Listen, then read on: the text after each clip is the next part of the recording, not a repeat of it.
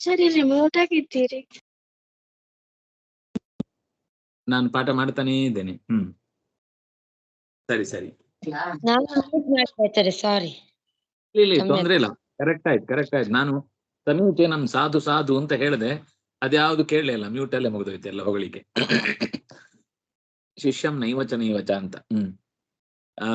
ಚೆನ್ನಾಗಿ ಹೇಳಿದ್ರಿ. ಅದೇ ತರ ಪ್ರಯತ್ನ ನಿತ್ಯ ಯಾವಾಗ್ಲೂ ಆಗ್ತಾ ಇದ್ರೆ ನಮ್ಗೆ ಅದರಿಂದ ಬೆಳವಣಿಗೆ ಆಗುತ್ತೆ. ಓದುದ್ರಲ್ಲಿ ಅರ್ಥ ನಮ್ಗೆ ಎಷ್ಟಾಗಿದೆ ಅಂತ ತಿಳ್ಕೊಳ್ಳೋದ್ರಲ್ಲಿ, ಶಬ್ದಗಳ ವಿಷಯದಲ್ಲಿ, ಕಥೆಯ ಸಮರ್ಪಕತೆಯ ವಿಷಯದಲ್ಲಿ ಎಲ್ಲದರಲ್ಲೂ ನಮಗೆ ದೃಢ ಆಗುತ್ತೆ. ಹಿಂದಿನ 4 ಪದ್ಯಗಳಲ್ಲಿ ಸುಗ್ರೀವನಿಗೆ ಹೇಗೆ ಪಟ್ಟಾಭಿಷೇಕ ಆಯ್ತು, ಏನೇನ್ ಮಾಡಿದ್ರು ಅನ್ನೋದನ್ನ ಒಟ್ಟು ಸಂಗ್ರಹ ಮಾಡಿ ಹೇಳಿದ್ರು. ಎಲ್ಲ ಕಪಿಗಳಿದ್ರು, ಹನುಮಂತ ಮುಂದೆ ಇದ್ದ, ಎಲ್ಲ ನದಿಗಳಿಂದ, ಸರೋವರದಿಂದ, ಸಮುದ್ರದಿಂದ ತಂದ ನೀರುಗಳಿಂದ, ಬಂಗಾರದ ಕುಂಭದಲ್ಲಿ ತುಂಬಿಸಿದ ಆ ತೀರ್ಥ ಜಲದಿಂದ ಹೇಗೆ ದೇವತೆಗಳು ಇಂದ್ರನನ್ನ ಅಭಿಷೇಕ ಮಾಡ್ತಾರೋ ಹಾಗೆ ಇವರು ಕೂಡ ಎಲ್ಲರೂ ಅಭಿಷೇಕ ಮಾಡಿದ್ರು ಅನ್ನೋ ಮಾತು ಬಂತು. ಮುಂದಿನ ಮಾತು ಮೇಘ ಅವ್ರು ಹೇಳಿ. ಪ್ರಕ್ರೋಶತ್ ಸ್ವಥ ವೀರೇಶು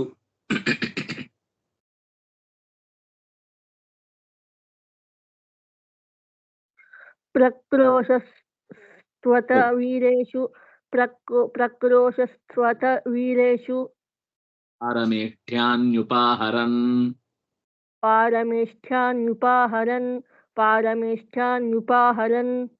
ಪನಸಚ್ಛತ್ರಮಾದತ್ತ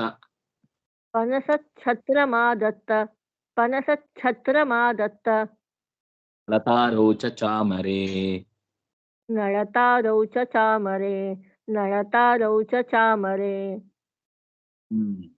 ಏನು ಅಂದ್ರೆ ಖುಷಿ ಆಗೋಯ್ತು. ಪಟ್ಟಾಭಿಷಿಕ್ತನಾಗಿ ಸುಗ್ರೀವ ಅಂದ್ರೆ ಒಂಥರ ಯಾವಾಗ್ಲೂ ಒಂದು ಸಮರದ ಹಾಗೆ ಇರ್ತು. ಎಲ್ಲ ಗೊತ್ತಿದ್ದವರೇ ಇದ್ರು ಕೂಡ ಯಾರಿಗೂ ಕೂಡ ಒಬ್ರಿಗೊಬ್ರು ಮುಖ ಕೊಟ್ಟು ಮಾತಾಡ್ಲಿಕ್ಕೆ ಆಗ್ತಿರಲಿಲ್ಲ. ಅವ್ರನ್ನ ಮಾತಾಡಿಸಿದ್ರೆ ಇವ್ರಿಗೆ ಬೇಜಾರು, ಇವ್ರನ್ನ ಮಾತಾಡಿಸಿದ್ರೆ ಅವ್ರಿಗೆ ಬೇಜಾರು. ಈಗ ಒಂಥರ ಅದು ತಿಳಿ ಆಯ್ತು. ವಾಲಿ ಅಂತಹ ಒಂದು ಕಠಿಣವಾದ ಅತ್ತ ಇತ್ತ ಎಲ್ಲೂ ಕೂಡ ಕಣ್ಣಾಡಿಸದ ಹಾಗೆ ತನ್ನವರನ್ನೆಲ್ಲ ಬಿಗಿಯಲ್ಲಿಟ್ಟಿದ್ದ. ಇವತ್ತು ಅವರಿಗೆಲ್ಲ ಮಾತಾಡ್ಲಿಕ್ಕೆ ಅವಕಾಶ ಸಿಕ್ತು. ಪ್ರಕ್ರೋಶತ್ಸು, ಜೋರಾಗಿ ಕೂಗಿಕೊಂಡ್ರು, ಕಿರುಚಿಕೊಂಡ್ರು, ಸಿಂಹನಾದ ಮಾಡಿದ್ರು. ಪ್ರಕ್ರೋಶತ್ಸು ಅಥ ವೀರೇಶು ಪ್ರಕ್ರೋಶತ್ಸು ಪಾರಮೇಷ್ಠ್ಯಾನಿ ಉಪಾಹರನ್. ರಾಜನಿಗೆ ಸಂಬಂಧಪಟ್ಟಂತಹ ವೈಭವದ ಸಂಕೇತಗಳುಳ್ಳ ವಸ್ತುಗಳನ್ನೆಲ್ಲ ಅಲ್ಲಿಗೆ ತಂದ್ರು. ವೀರರೆಲ್ಲ ಅದು ಉಂಟಲ್ಲ, ಈ ಕಿರ್ಚುದು, ಹುರ್ರೆ ಅಂತ ಹೇಳುದು, ಬೊಬ್ಬೆ ಹೊಡೆಯುವುದು ಎಲ್ಲ ಕಪಿಗಳು ಬೇರೆ. ಸಿಂಹನಾದವನ್ನ ಮಾಡ್ತಾ ಜೋರಾಗಿ ಕೂಗಿಕೊಳ್ತಾರೆ, ನಮ್ಮ ಸಿಂಹ, ನಮ್ಮ ಅಂದ್ರೆ ಇಷ್ಟು ದಿವಸ ತುಂಬಾ ಒಂಥರ ವ್ಯಥೆಯಲ್ಲಿ ಕಳೆದಿದ್ರಲ್ಲ ಸುಗ್ರೀವನ ಕಡೆಯವರೆಲ್ಲ, ಅವರಿಗೆಲ್ಲ ಭಾರಿ ಆನಂದ. ನಮಗೂ ಒಳ್ಳೆ ಸಂತೋಷದಲ್ಲಿ ಭಾಗಿಯಾಗ್ಲಿಕ್ಕೆ ಅವಕಾಶ ಆಯಿತು ಅಂತ ಭಾವಿಸಿ ಕೂಗಿಕೊಂಡ್ರು.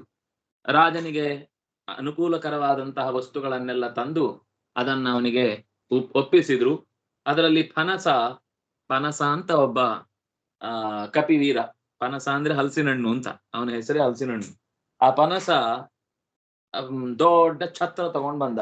ರಾಜನ ತಲೆ ಮೇಲೆ ಮಳೆ ಬಾರದ ಹಾಗೆ, ಬಿಸಿಲು ಬಾರದ ಹಾಗೆ ಹಿಡ್ಕೊಳ್ಳಿಕ್ಕೆ ಅಂತ ಒಂದಿರುತ್ತೆ. ಅದನ್ನ ಹಿಡಿದು ಕೂಡಿಸಿದ.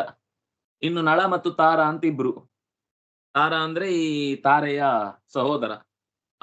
ಅವನು ಮತ್ತೆ ನಳ ಇಬ್ರು ಎರಡು ಕಡೆಯಿಂದ ಚಾಮರವನ್ನ ಬೀಸ್ಲಿಕ್ಕೆ ಶುರು ಮಾಡಿದ್ರು.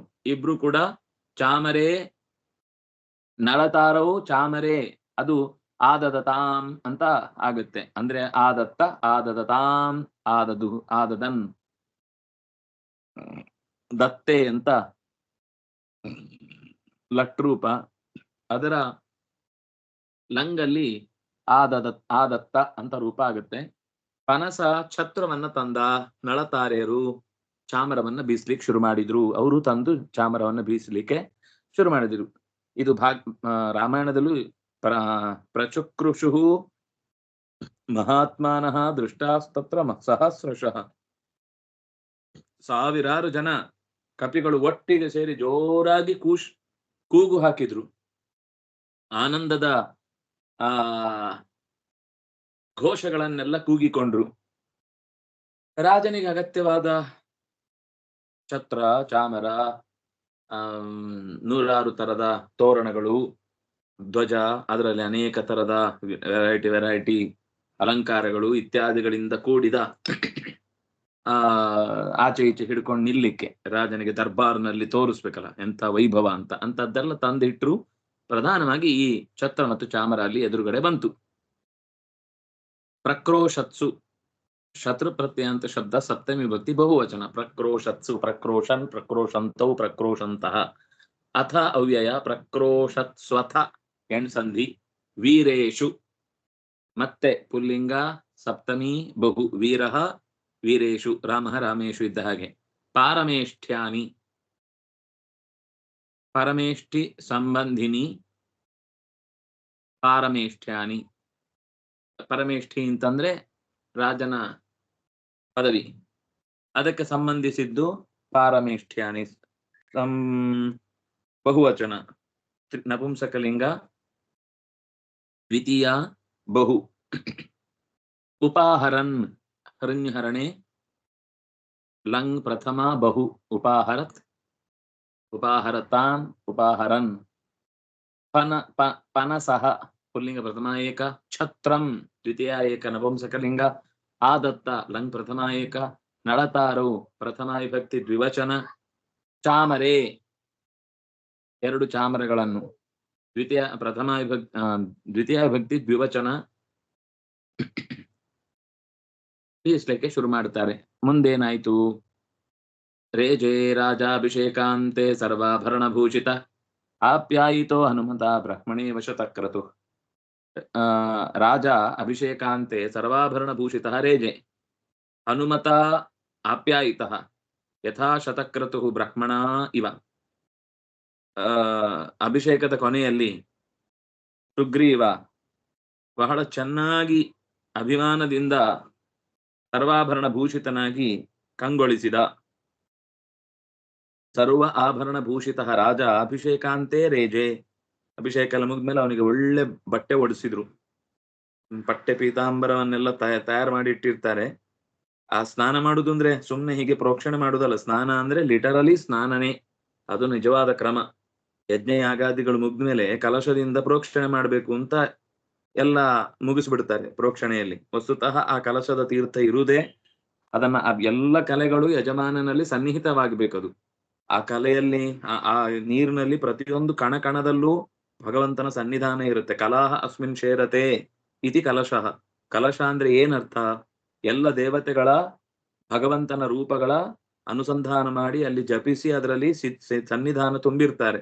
ಅದನ್ನು ಮೀಯುವುದು ಹೇಗೆ? ಗುರುಗಳು ಹಿಂದೆ ಗುರುಕುಲದಲ್ಲಿ ಅಧ್ಯಯನ ಮಾಡಿ ಹೊರಟವನಿಗೆ ಕಲಶ ಅಭಿಷೇಕ ಮಾಡ್ಲಿಕ್ಕಿದೆ, ಅದೇ ಸ್ನಾತಕ ಅಂತ. ಅದೇ ರೀತಿ ಯಜ್ಞದಲ್ಲಿ ಯಜಮಾನ ಯಜ್ಞ ಮುಗಿದ ಮೇಲೆ ಸ್ನಾನ ಮಾಡ್ಲಿಕ್ಕಿದೆ.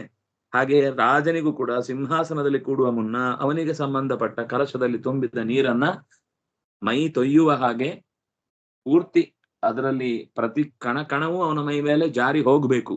ಆಗ ಅದು ಸ್ನಾನ.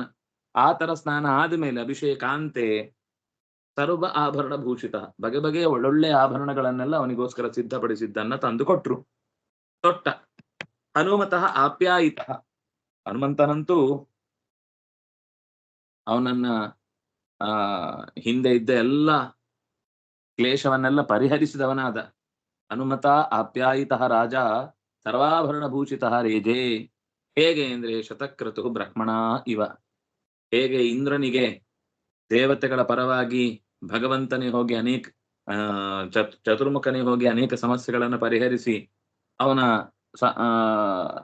ನಗುವಿಗೆ ಕಾರಣನಾದನೋ, ಹಾಗೆ ಶತಕ್ರತುವಿನ ನಗುವಿಗೆ ಚತುರ್ಮುಖ ಕಾರಣನಾದಂತೆ ಸುಗ್ರೀವನ ಸಂತೋಷಕ್ಕೆ ಹನುಮಂತ ಕಾರಣನಾದ ಅನ್ನುವ ಸಂಗತಿಯನ್ನ ಹೇಳ್ತಾ ಇದ್ದಾರೆ ಈ ಪದ್ಯದಲ್ಲಿ.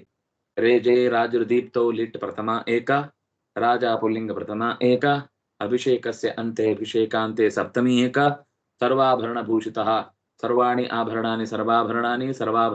ಸರ್ವಾಭರಣೈಃ ಭೂಷಿತ. ಸರ್ವಾಭರಣ ಭೂಷಿತ ಪುಲ್ಲಿಂಗ ಪ್ರಥಮ ಏಕ. ಆಪ್ಯಾಯಿತ ಕಪ್ರತ್ಯಂತ ಶಬ್ದ ಪುಲ್ಲಿಂಗ ಪ್ರಥಮ ಏಕ.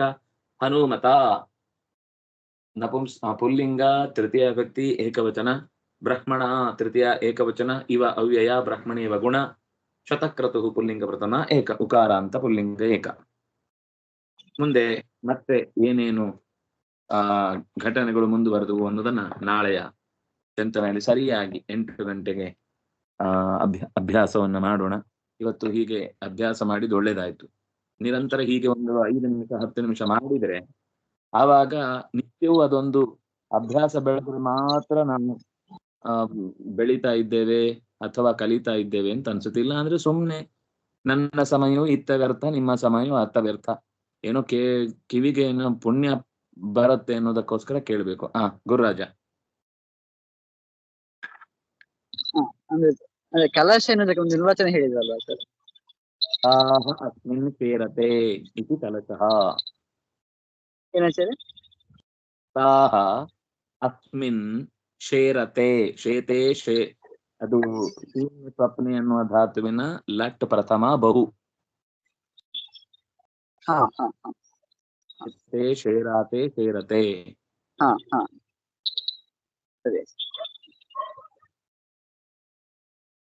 ಸರಿ, ಶ್ರೀ ಹರಿಪ್ರಿಯತಾಂ 8:45 ಮತ್ತೆ ಭಾಗವತದ ಚಿಂತನೆಯಲ್ಲಿ ಸೇರೋಣ. ಕೃಷ್ಣಾರ್ಪಣಮಸ್ತು.